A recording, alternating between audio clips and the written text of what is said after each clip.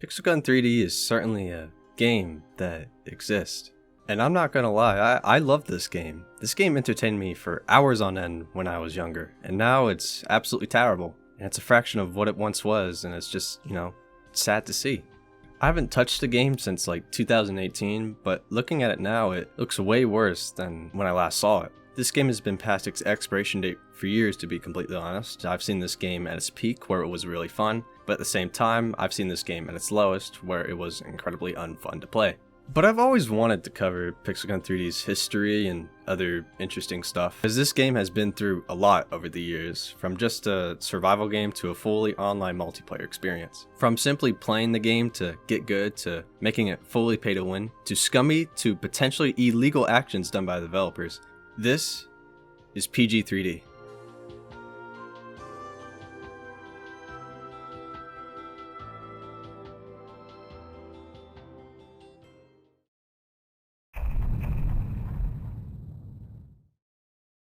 Pixel Gun 3D was developed by a single man in Moscow, Russia, simply known as Alex Krasnov. He published games under his name, but later on made a company known as ReallySoft, until around about 2018 or so, where ReallySoft's name was changed to Cubic Games.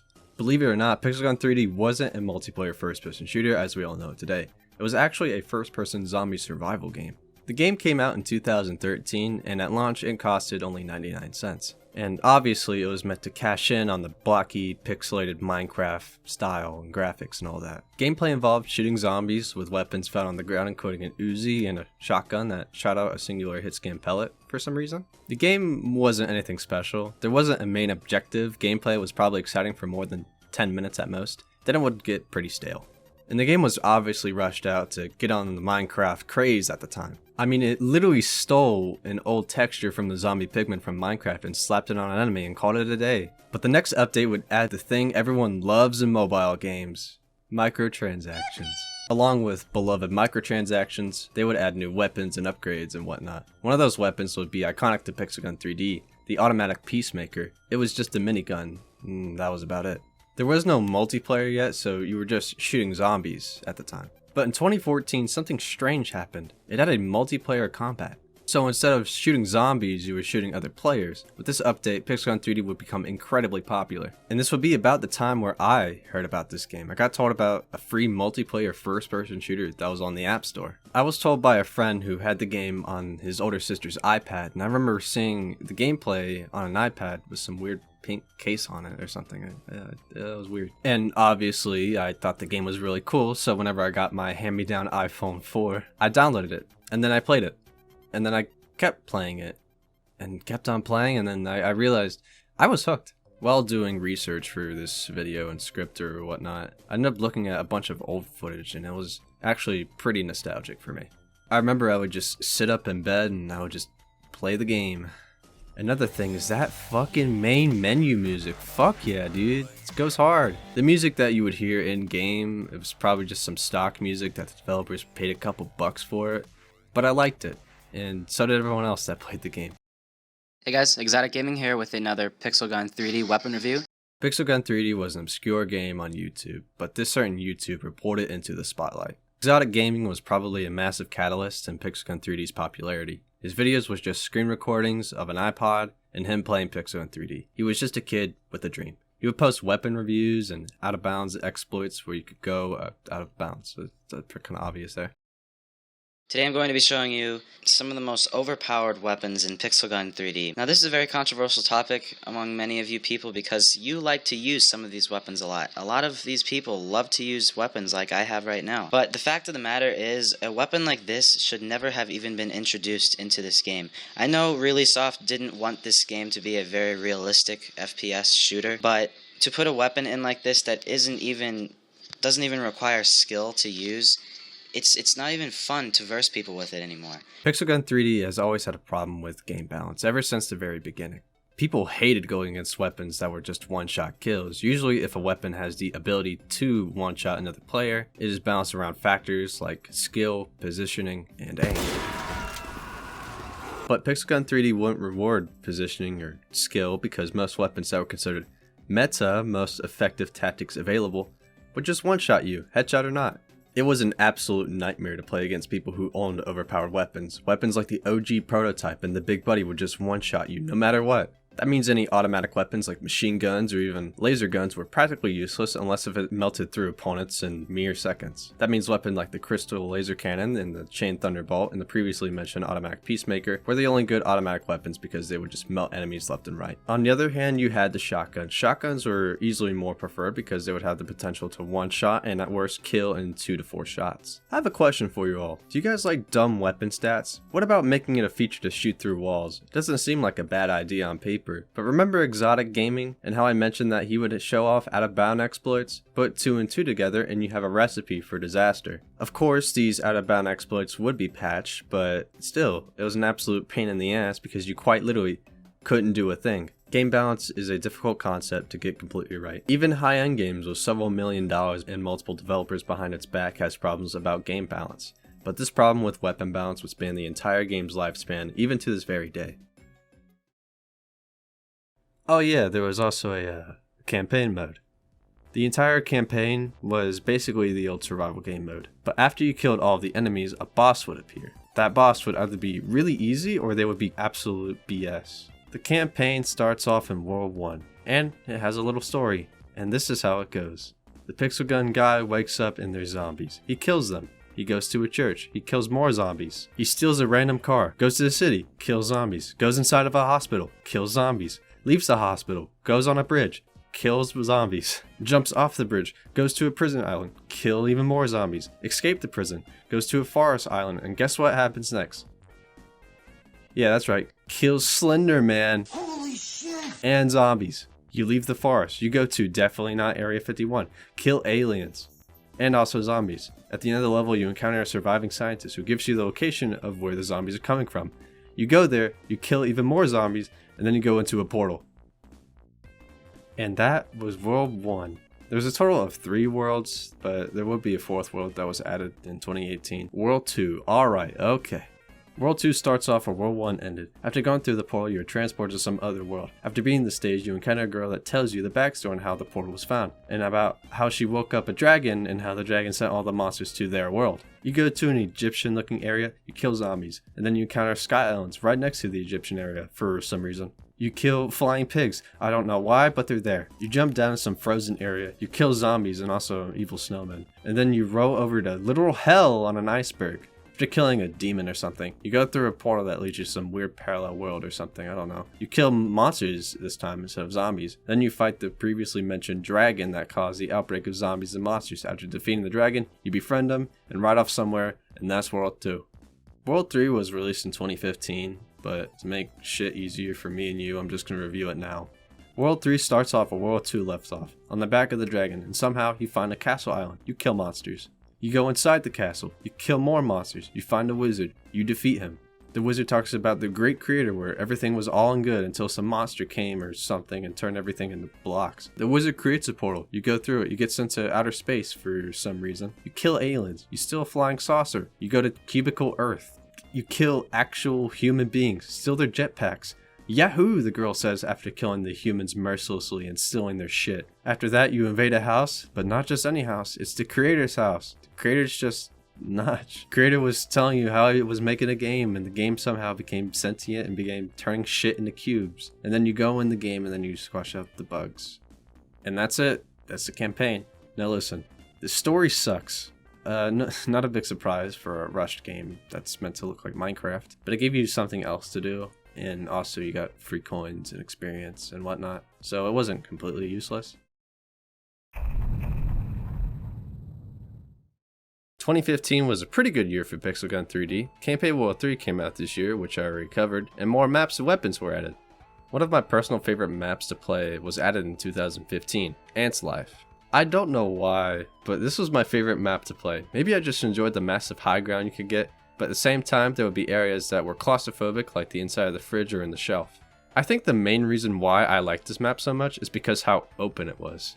Believe it or not, this game had tons of movement behind it. There was stuff like double jumping, rocket jumping, jetpacks, and some maps even had jump pads. Open maps were the most popular, while closed-in, claustrophobic maps were the least popular. They would also introduce other maps into the game, one of those maps being Paradise Resort, which became incredibly popular and iconic. Paradise Resort was just a huge map and had a massive skybox, and it was just so open for you to jump and move around. They would also introduce festive maps for Halloween and Christmas, one of those maps being Christmas Town.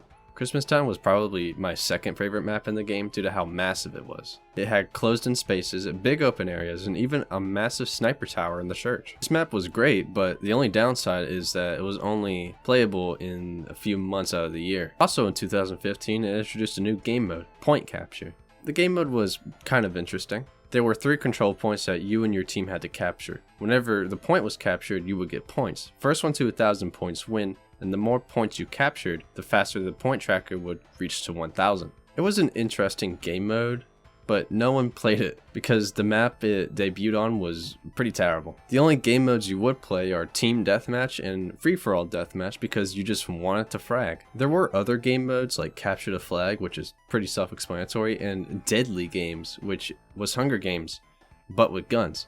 It wasn't really as exciting because finding weapons and killing players is pretty boring, and luckily we will never see this again.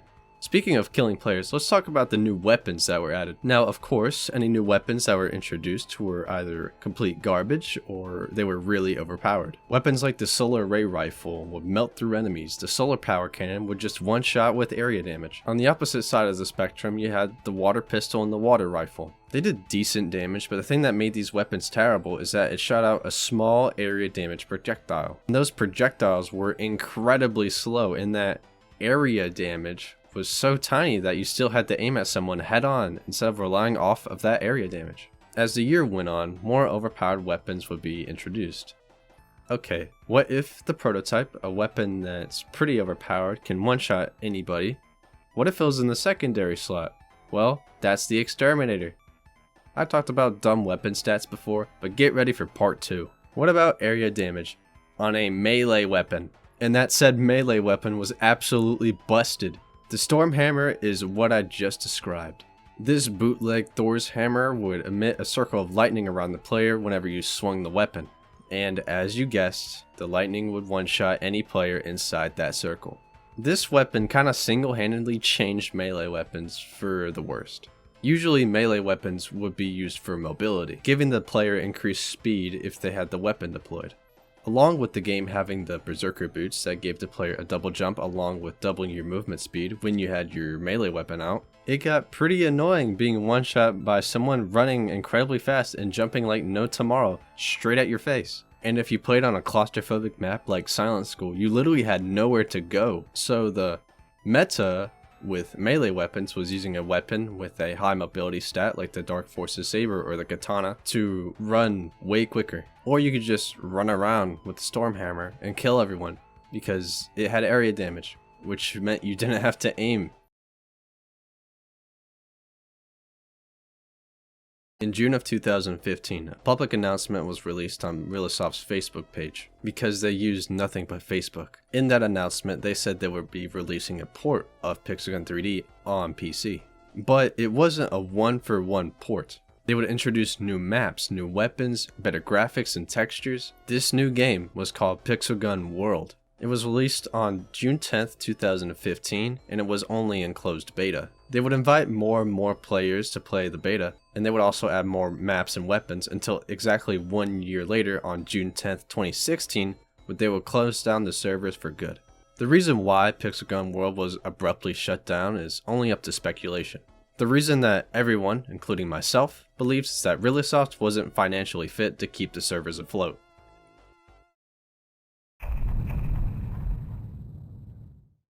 2016 would be the beginning of the peak of Pixelgun 3D. It introduced gems, which were a new premium currency added to this game. I don't really remember the maps that came out this year, but the weapons. Oh, the weapons. I'll get to them later. But first, gadgets! They were alright, I guess. Gadgets were already kind of a thing before. Stuff like turrets and jetpacks were already in the game. Personally, I was fine with some of the gadgets. Keyword, some.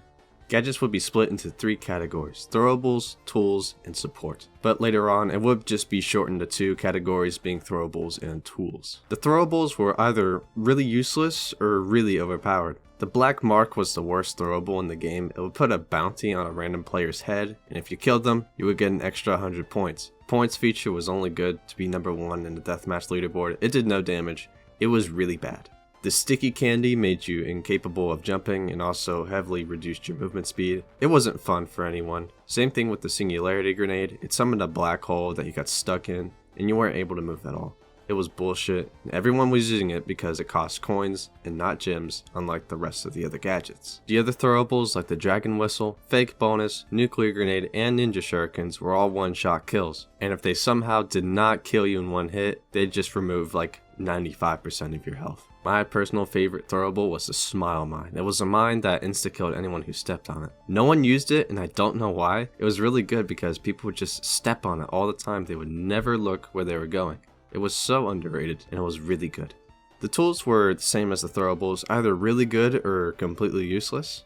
The energy shield was the worst gadget in the entire game. It is the equivalent to using a wet paper towel for defense. It was so small, only covering one player, and it was still susceptible to area damage and wall break weapons because it would just go through the shield. It was so bad. There's also a lot of transformation tools like the battle mech, which made you into a mech with a different health bar, and it still really sucked.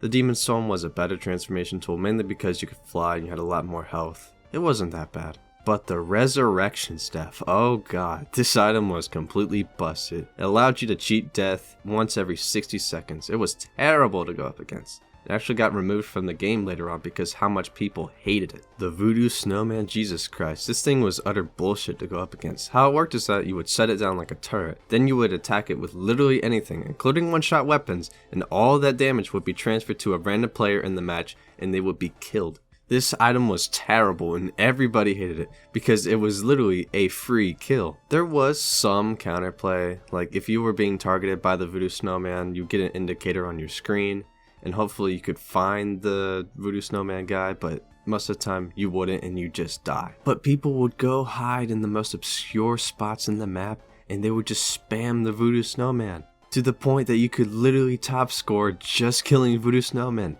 It was awful. But it did get nerfed to only deal 50% of max health, not instantly killing anybody. Not all the gadgets were BS. The time machine was pretty good and also pretty underrated. All it would do is that it would make you go backward to the previous position. Mainly, you would just do this to juke out enemies or to gain advantage. It could also recover health and armor, and it could also save you from falling off cliffs or ledges that would result in your untimely death. Gadgets, they were alright. Some were underpowered, some were overpowered, and some were just right.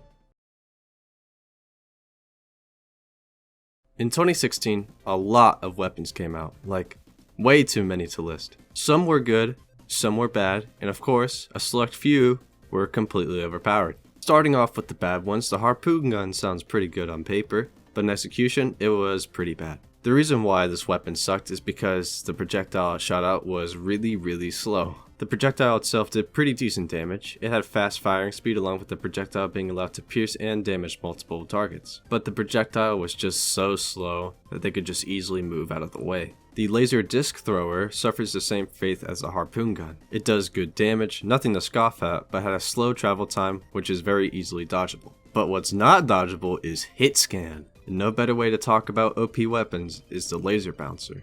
The laser bouncer was another hit scan weapon akin to the prototype, but the laser bounced. Very clever. And the weapon was a one-shot kill and it ricocheted everywhere, making it really hard to dodge, especially in tight closed-in maps. The anti-hero rifle was just a prototype, but green and had a cooler design. It did more damage than the prototype, so if you were to body shot someone with the prototype, they would probably live on just a small sliver of health. Meanwhile, if you were able to body shot someone with the anti-hero rifle, they would just die. So basically, it was the prototype, but better. The trapper was a weapon that was very similar to the harpoon gun and the laser disc thrower. But what makes this one different is that it would be a one-shot and the projectile was very fast. It also caused bleeding, a damage over time effect, and allowed to pierce enemies. There was also the electromagnetic cannon. It was a one-shot, but you actually had to aim the projectile because it was actually quite slow. It also had a weird chain damage effect where it would hit multiple targets in a certain radius. It was pretty alright, I guess. The Beast Swarm spell was a very bizarre weapon. You had a spell book and you shot out bees to kill enemies. Now, having a swarm of bees being a weapon in a first-person shooter is hilarious in my opinion, but this weapon had a unique stat to itself at the time: homing missiles. I mean, it makes sense. They're bees after all. The bees were really slow, they did average damage, but had a fast firing speed. This weapon was okay, but it wouldn't be the end of that homing missile stat, because we will definitely see it again. But I've been saving the worst for last, and if you play Pixel 3D during this time, you know what I'm going to talk about. The Ghost Lantern. The Ghost Lantern was easily one of the most brain-dead weapons in Pixel 3D. How it worked is that it would shoot out an incredibly slow ghost projectile. This projectile was the slowest in the entire game. The firing speed was also incredibly slow, but the ghost projectile was able to go through walls. The ghost projectile was massive, making it near impossible to dodge, especially in closed-in maps, and of course, in classic Pixel 3D fashion, it was a one-shot kill no matter what. So on maps like Silent School, it was Ghost Lantern hell. It was impossible to never not die to the Ghost Lantern because people would just spam it down the corridors with no repercussions, because no matter what, you would just kill someone. And even on bigger maps that were more open, the Ghost Lantern was still used. Because what other players would do is that they would equip the Berserker Boots and the Dark Forces Saber. Both made you incredibly fast. They would run up to your face, switch to the Ghost Lantern, and automatically kill you. Now, the counterplay to the Ghost Lantern was another Ghost Lantern. So you would just get these matches where people would spam the Ghost Lantern like absolute brainlets because it was the only counterplay. I mean, sure, you could just snipe them with the prototype or the anti-hero rifle, but they could just dodge and weave with the Berserker Boots and the Dark Forces Saber. And there was this little exploit where if you shot a weapon, switched to another weapon, you were able to bypass any and all slow firing speeds. Now this exploit was useless for automatic weapons, but remember the Ghost Lantern and how it had a slow firing speed, and it also had no reload. So to make things more stupid, people would just spam the Ghost Lantern with the quick switch exploit. Not a lot of people knew about this. It was kind of niche. I mean, if you want to make a wall of insta-kill ghosts, go ahead. But this wouldn't be the end of that quick switch exploit. Oh, yeah, they added pets. Why?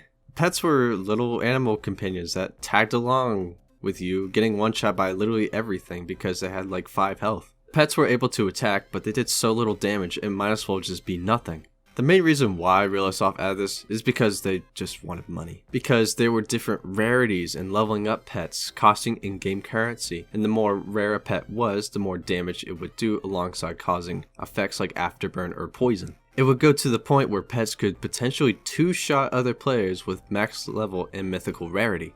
And just to let you know, these pets were like actual pets, you know, like cats, dogs, birds, etc. Now tell me, do you really want to kill innocent pets brought into war by force? I'm being dramatic, of course.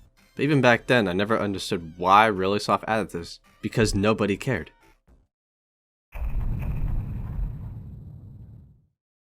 Pixel 3D was at its peak in 2017 according to Google Trends, but what wasn't peaking was the overall gameplay. In fact, it was probably at its lowest. And speaking of lowest, some of the decisions Realisoft would make during this time were just absolutely ridiculous. Realisoft would implement an anti-cheat. Seems good on paper because cheating was a massive problem in the game. Stuff like aimbot and wall hacks was a thing, but the main reason why people cheated was to get in-game currency. Now coins were easy to get, just play the game and win matches, but gems on the other hand were way more difficult to get. The only way you could get them in bulk was to rank up, but if you were at max level, there was no other way besides outright buying them. And not every single kid is going to steal mommy's credit card, so hacking to get a bunch of currency or to unlock all the weapons was very common. I mean hell, I did it. I even knew people IRL that hacked the game to get all the weapons because they weren't going to spend absurd amounts of money for a weapon. So what Realisoft did is that accounts that had massive amounts of gems and coins were banned. Again, sounds good on paper, but everyone wasn't a filthy little cheater if they had several thousand coins and gems, because people, believe it or not, would use microtransactions to buy the in-game currency. And one of those people was Exotic Gaming. The YouTuber that put Pixel 3D in the limelight was banned by Realisoft. To say that Exotic Gaming was livid would be an understatement. He put Pixel 3D on the map, and he was banned. He has spent hundreds or maybe even thousands of dollars on this game, and he was just banned. Fortunately, he caused a big enough public outcry, loud enough, and ReallySoft listened. So they unbanned his account. The reason why ReallySoft listened is because Exotic had a huge platform. At the time, he had around about 300,000 subscribers. But for the people who didn't have a big platform, they had to start all over.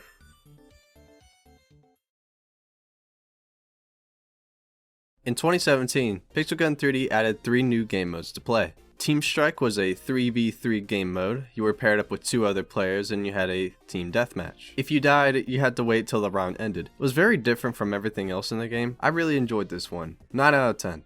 Duel was a 1v1 game mode and you were paired with another player and you had a deathmatch. This game mode was good on paper, but most of the time you were paired up with one of the most sweatiest tryhard players known to man, or someone who just installed the game. And around about 90% of the time, people would just rage quit after killing them once or twice. It was annoying. 5 out of 10. Clan Siege, or just known as Siege, was a weird game mode. Ever since the beginning of Pixelgun 3D, there have been clans. Now clans were just kind of there. They didn't really do anything. The only time you would join a clan is to be on the global clan leaderboard. But in 2017, ReallySoft would shill out some more pay-to-win bullshit with clans, because high-up clans would have access to turrets and traps, but lower-end clans wouldn't have those. I mean, they would, but they were super weak. This game mode acted like a payload game mode where you had to stand near a cart and the other players defending their fort had to stop you. The game type was just so boring because if you were in a highly ranked clan, you would just stomp the lower ranked clans. But if you were on the short end of the stick, you would just get steamrolled. This game mode was just really boring and there was no good incentive to play this. 1 out of 10. I have a question. If you played Pixelgun 3D at all, what is the appeal to it? For most of you, if you played the game, you would say that it is a first-person shooter on the phone that is free. But what if it wasn't a first-person shooter anymore? But what if it was filled with shitty minigames that you play like once or twice?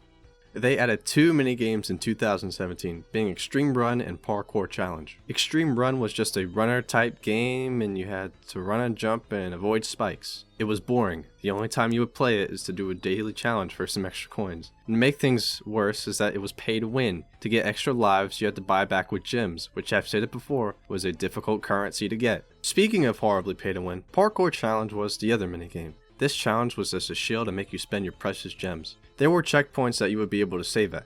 You had one single free checkpoint. And every other checkpoint you wanted to save at, it costed gems. There would be checkpoints literally after every single obstacle, and some obstacles were complete bullshit. The camera sucked, and it was in the third person. Why the fuck is it in the third person? I know this is a weird thing to rant about, but it's advertised in the App Store and Google Play Store to be a quote-unquote fun first-person multiplayer shooter. So why in the hell do I do some fucking Wipeout course? I want to be shooting players, not doing obstacles.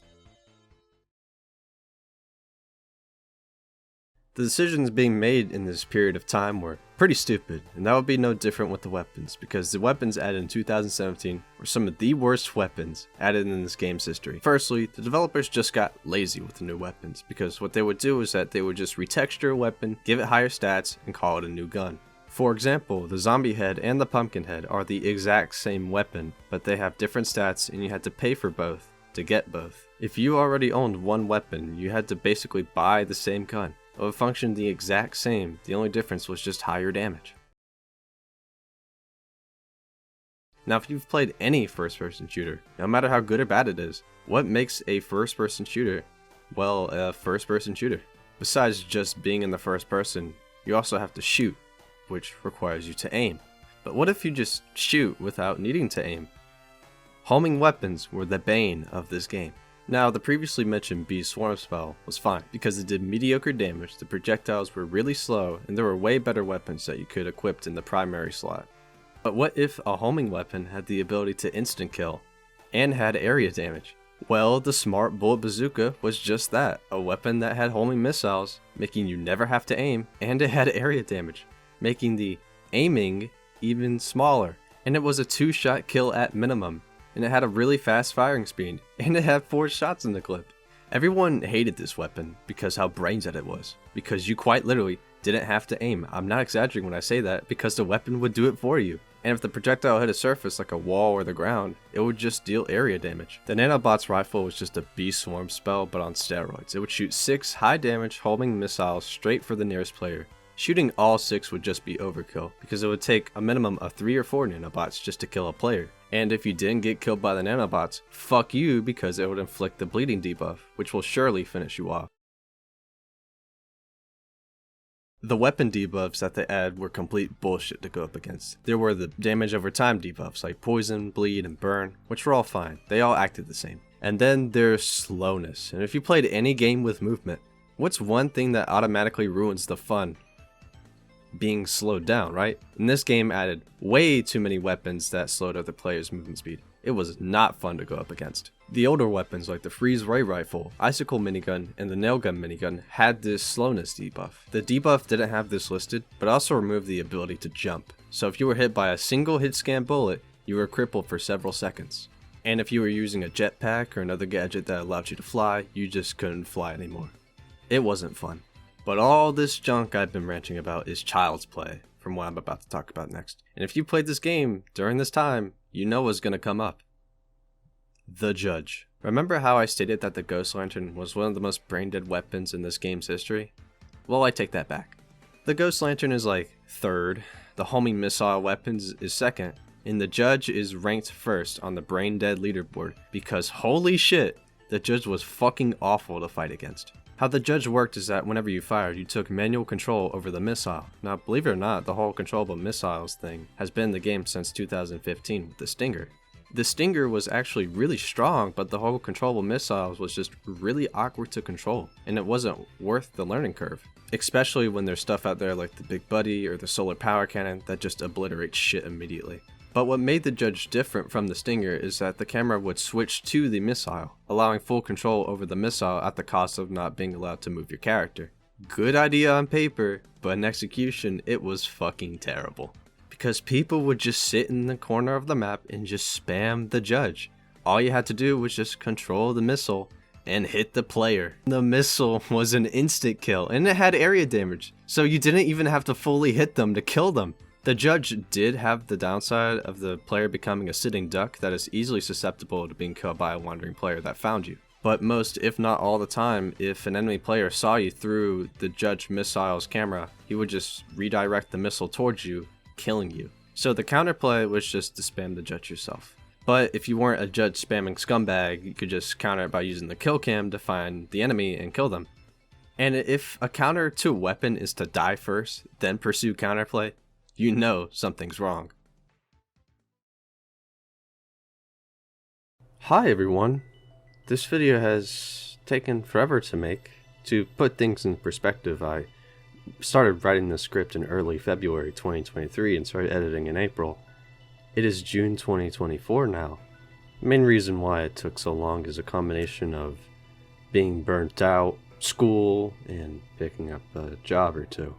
And with the little free time I had, I would spend it playing video games instead of working on this video.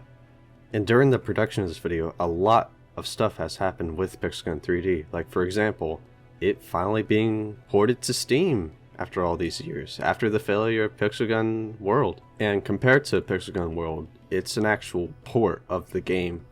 It's not like a whole different thing like Pixelgun World was. And those Steam reviews, yeah, this game's still fucking pay to win after all these damn years. And guess what the main criticism of the Steam reviews are? I'll give you 3 fucking guesses. Also, Pixelgun is going through its own bot cheater crisis similar to Counter-Strike 2 and Team Fortress 2. Since the anti-cheat just straight up just doesn't work, this allows cheaters and program bots to run rampant and ruin public games. Other YouTubers are making their own videos about their experiences with Pixelgun 3D and how it sucks now. I'll link a few in the description. Speaking of YouTubers, I stole a bunch of their footage for this video. Pretty obvious, but I credited every single piece of footage I used. Except that one. I still can't find that video. Most of the footage is from Exotic Gaming, but I used other sources like the official Pixelgun 3D YouTube channel, Tap Gameplay, Eclipse, Future Devil Sniper, Hyro, Just Spawn, Running Back 02, Demon of the PG3D, Dragon Alex, Mr. Leprune, Heidi, I don't know, and finally, Shout out to Stone Squad 3D's video, Pixel Gun 3D point capture with cool sniper shot. Before I got to this video, it only had 14 views, and now it has 17. You're welcome, buddy. A sad thing is that most of these channels I just listed are dormant and I haven't posted a video in years.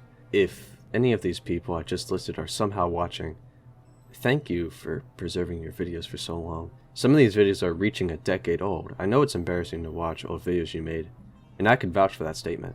This game is important for you and I and for all the other people who grew up playing this game.